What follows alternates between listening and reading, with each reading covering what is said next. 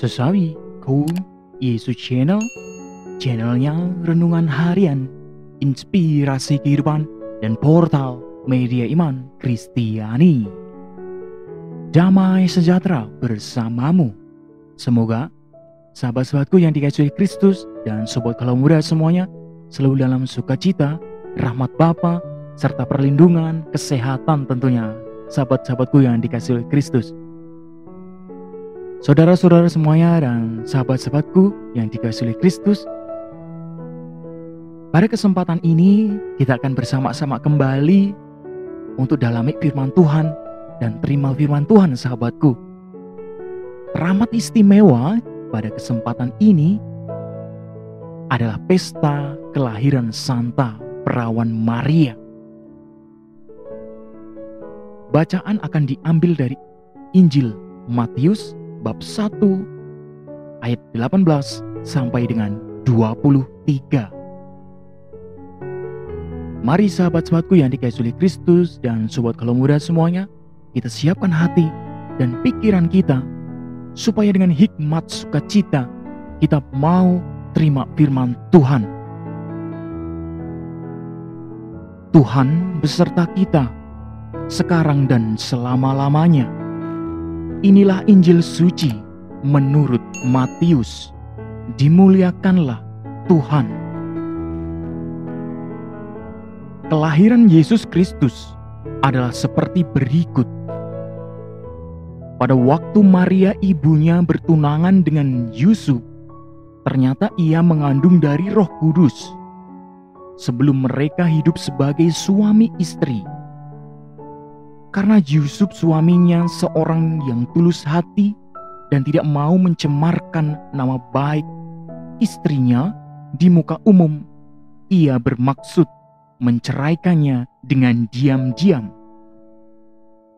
Tetapi ketika ia mempertimbangkan maksud itu, malaikat Tuhan nampak kepadanya dalam mimpi dan berkata, "Yusuf, anak Daud, janganlah engkau takut mengambil Maria sebagai istrimu, sebab anak yang di dalam kandungannya adalah dari Roh Kudus. Ia akan melahirkan anak laki-laki dan engkau akan menamakan dia Yesus. Karena dialah yang akan menyelamatkan umatnya dari dosa mereka."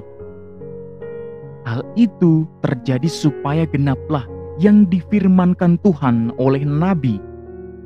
"Sesungguhnya anak dara itu akan mengandung dan melahirkan seorang anak laki-laki, dan mereka akan menamakan dia Immanuel," yang berarti Allah menyertai kita.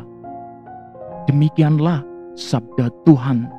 Terpujilah Kristus. Sahabatku yang dikasihi Kristus dimanapun Anda berada, pada kesempatan ini kita merayakan kelahiran Santa Perawan Maria. Maria lahir dan bertumbuh bersama dengan orang tuanya, Zoakim dan Ana sahabatku. Maria perempuan yang sederhana dan mendapat pendidikan agama yang cukup baik kala itu. Sehingga pada akhirnya ia dipilih oleh Allah untuk menjadi perantara datangnya Yesus Kristus ke dunia. Sahabatku, pendidikan yang ia terima dalam keluarga telah membuat Maria menjadi pribadi yang penuh iman, dan hal itu dibuktikan dengan ketaatannya terhadap kehendak Tuhan sahabatku. Meskipun kehendak Tuhan itu harus dihidupi dan diperjuangkan dengan sangat berat, ia tidak pernah berpaling dari Tuhan sahabatku. Maria juga sangat beruntung mempunyai suami yaitu Yusuf, pribadi yang juga taat pada Allah dan mencintai dia dalam segala situasi. Sahabatku dan sobat kalau muda semuanya, pendidikan iman dan penanaman nilai-nilai Kristiani kepada anak-anak merupakan hal yang sangat penting. Karena akan menjadi bekal bagi perjalanan hidup mereka. Meskipun sahabatku, mereka pada akhirnya harus mandiri dan berpisah dari orang tua, mereka akan mencintai imannya dan menjadi pribadi yang taat pada Tuhan seperti Maria. Sungguh pada zaman ini, sahabatku, tak kala tantangan hidup semakin berat dan kompleks, hanya iman yang menjadi pegangan dan kekuatan. Sahabatku yang dikasihi Kristus dimanapun Anda berada dan Sobat Halau Muda semuanya, iman adalah pegangan. Seperti kisah Maria tadi, ia dididik dengan didikan agama dari Yoakim dan Ana yang sangat luar biasa. Sahabatku yang dikasihi Kristus dimanapun Anda berada, dikala situasi seperti ini juga, dikala situasi yang tidak menentu, dalam kondisi pandemi yang tak kunjung selesai, sahabatku, kadang kita goyah juga, terombang-ambing, dibimbangkan. Sahabatku, iman yang menyelamatkan kita pada saat ini. Di saat-saat seperti inilah kita berusaha untuk semakin mendekatkan diri kepada Bapa. Kita mau contoh dari Maria sendiri, semakin intens dengan Bapa dalam kondisi seperti ini. Kita berharap selalu bahwa ketika kita mau dekatkan hati dan pikiran kita kepada Bapa pada situasi-situasi seperti ini, hanya iman yang menjadi pegangan kita, sahabatku. Mari kita meneladan Bunda Maria karena imannya meneguhkan, imannya menguatkan, dan semakin intim, intens dengan Bapa. Amin.